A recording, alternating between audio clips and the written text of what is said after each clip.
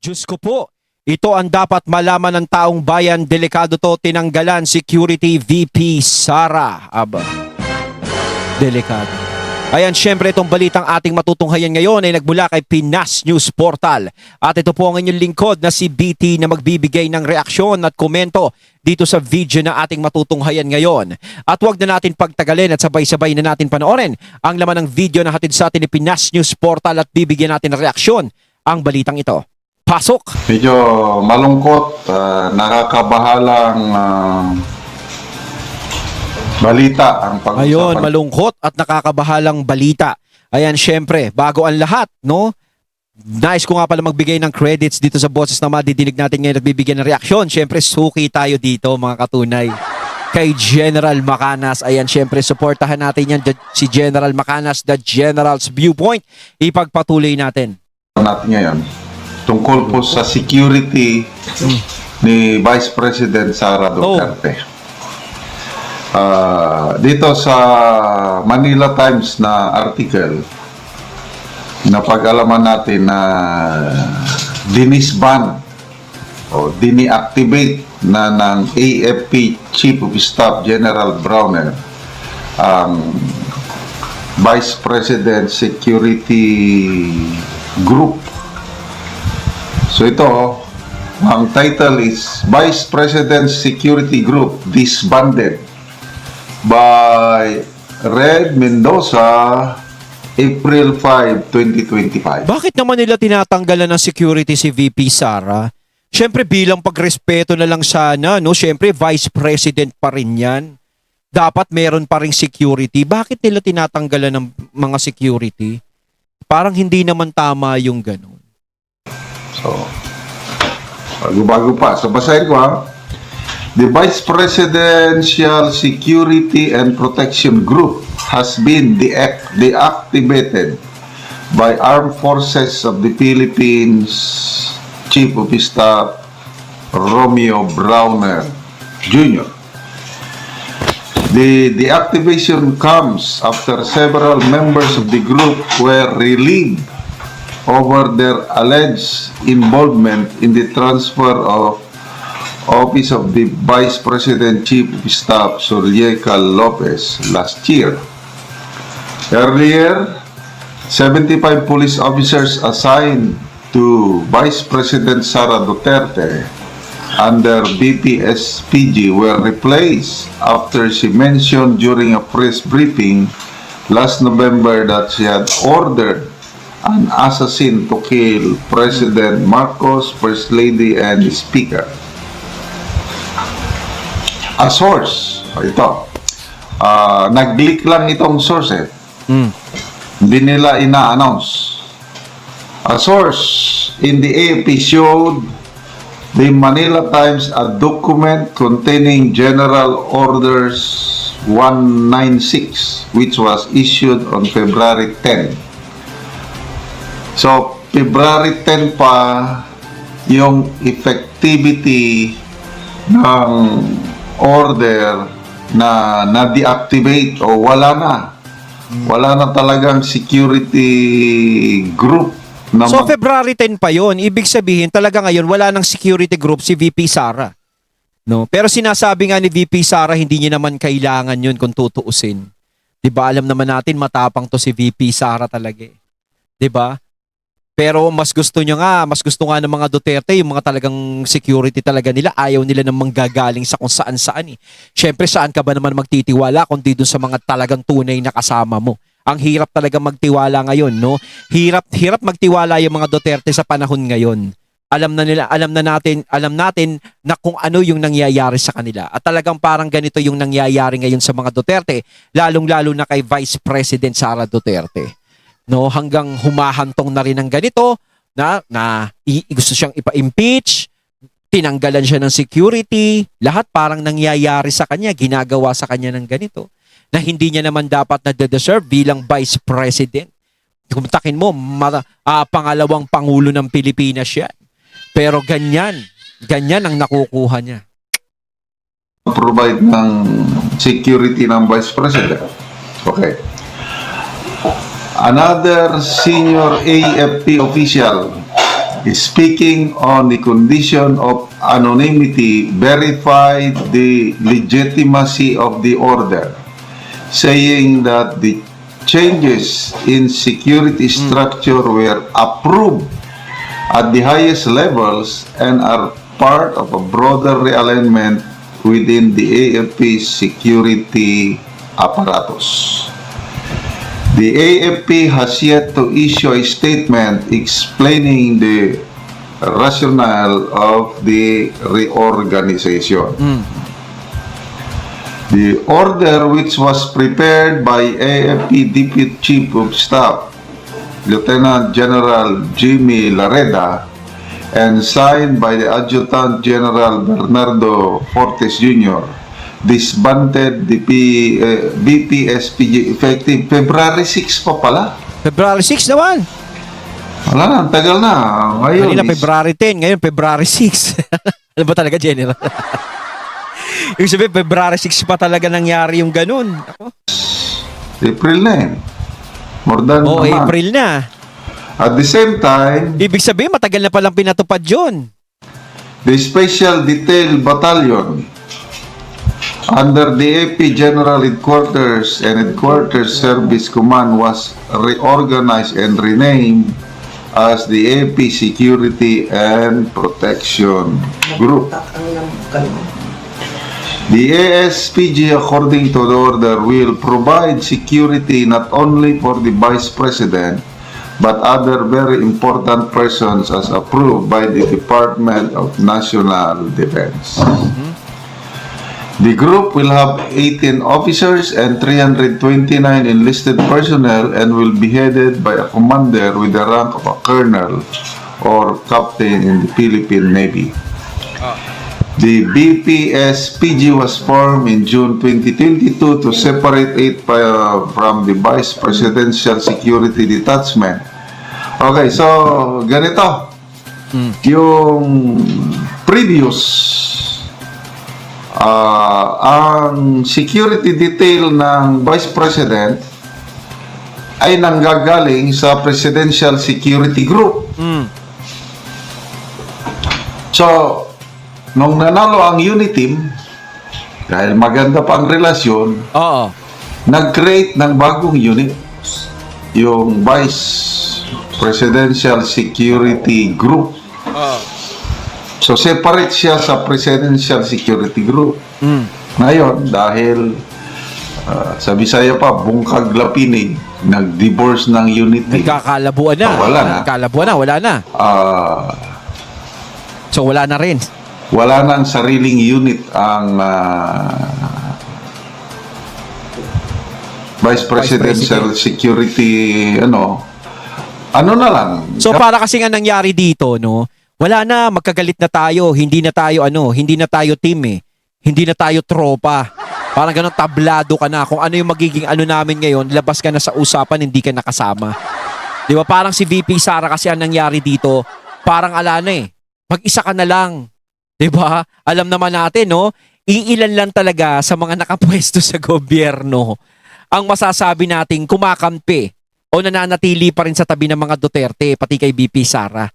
Pero nakikita naman natin halos karamihan talaga diyan sa nakaupo, alam nyo na, is parang ayaw sa kanila na. Parang nilalabas na sila sa usapan, lalong-lalo na si VP Sara. No, parang kulang na lang sabihin sa kanya, bumaba ka na dyan sa pwesto mo, hindi ka na namin kailangan. Kaso nga lang, hindi nila masabi ng gano'n ng diretso.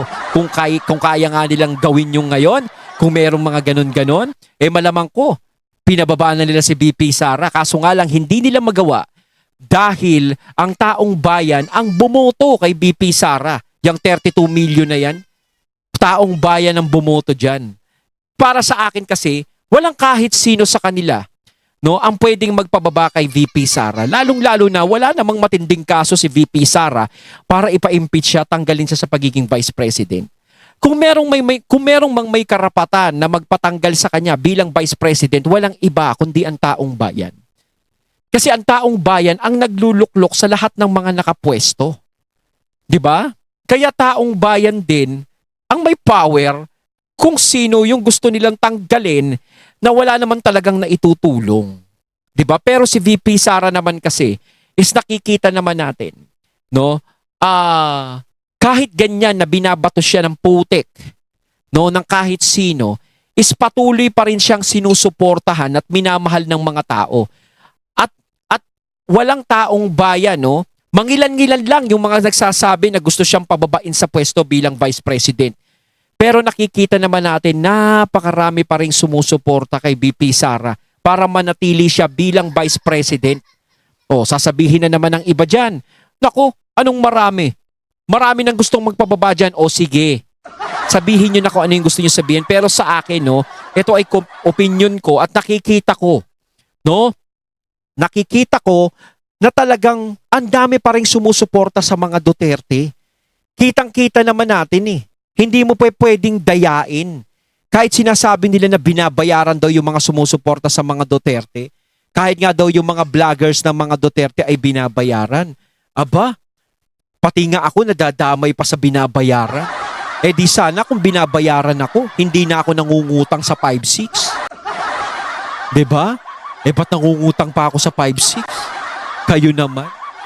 No? At yung mga taong yan, yung mga nagrarally at sumusuporta sa mga Duterte, tingin nyo ba binabayaran yan? Kahit yung mga OFW? Aanhin naman nila yung perang ibabayad sa kanila, di ba, sa mga OFW? Diyos ko, magkano lang yung ibabayad sa OFW? Ano, ibabayaran nyo yung OFW na 600? Kahit 1,000 ibayad nyo sa kanila? Tingin nyo papayag sila ng ganun? Para suportahan lang nila yung isang politiko? Eh baka mamaya yung 1,000 na ibabayad sa kanila, sila na magbabayad ng 5,000, isang pa lang nila sa mukha nung magbabayad yung di ba? Doon ko nakikita, hindi kayang magbayad ng mga Duterte sa ganun kadaming tao na sumusuporta sa kanila. Hindi nila kaya yun, lalong-lalo na wala sa kanila yung makinarya. Maaaring maniwala pa ako kung sakasakaling nasa kanila yung makinarya. Kaso nga lang, eto nga yung budget nga ni VP Sara, Diyos ko, kumbaga, kinuripot pa. O, di ba? Tapos hahanapan mo pa ng ibabayad yung mga nagsasanla yung Duterte ng mga nila, pag-aari para suportahan sila.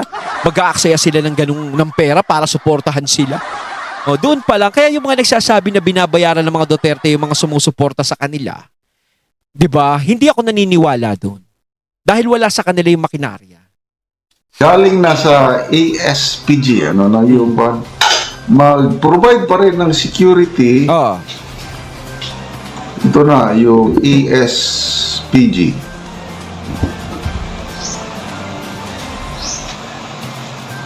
AFP Security and Protection Group. AFP Security and Protection Group. Dito manggagaling ang mga security detail na i-assign kay VP Sara. So, anong ibig sabihin nito? Ang seguridad ng Vice Presidente natin ay mailagay na sa alanganin kasi kakaunti na ang security niya, hindi katulad Hindi tutuusin kasi, kino-question nila yung maraming security no si VP Sara. Kung tutuusin talaga, kailangan talaga maraming security si VP Sara. Kahit sinasabi naman ni VP Sara na hindi niya naman kailangan ng ganun kadaming security. No? Pero alam nyo sa ginawang galaw ng mga Duterte at sa ginagawa nilang galaw, talagang delikado talaga sila. Lalong-lalo na is kung kukunti lang yung security. No? Talagang siguro, ganyan talaga mangyayari sa kanila ngayon dahil hindi na sila kasali. Kumbaga, hindi na kayo kasali. Wala na kaming pakialam sa inyo. Diba? Parang ganun ang nangyari sa kanila. Labas na sila sa usapan. Kumbaga, kung ano yung ibibigay lang namin sa iyo, yan lang. Diba? Hindi na para alagaan ka namin dahil kinakalaban mo kami, parang ganun yung nangyari.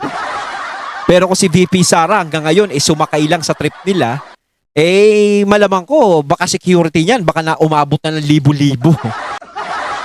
Pero hindi Iba kasi yung naging prinsipyo ni VP Sara Nahiwala yung prinsipyo niya Ayaw niya ng mga ganun 'Di ba? Hanggang sa may mga nilalabas siyang mga Kaya talaga siya ang naputukan talaga dito.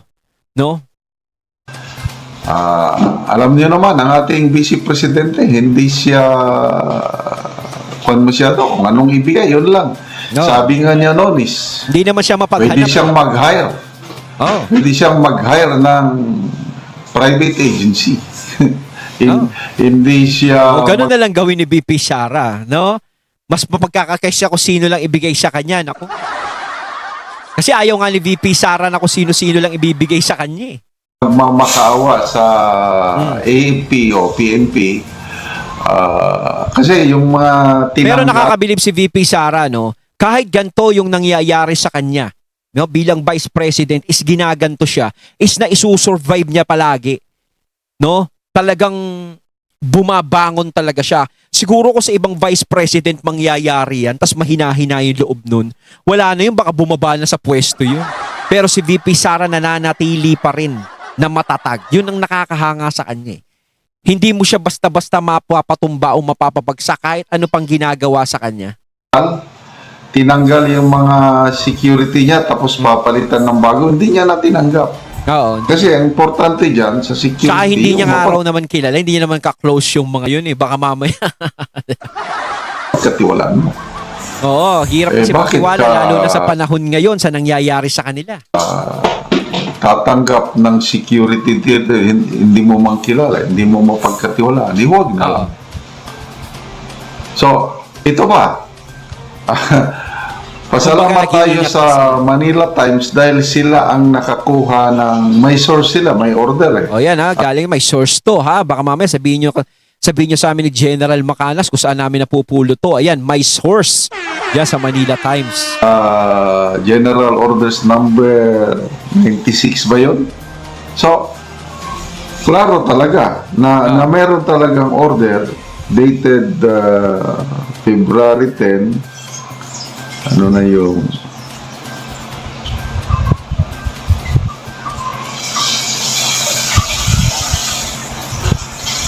yun, General Orders 196 pala.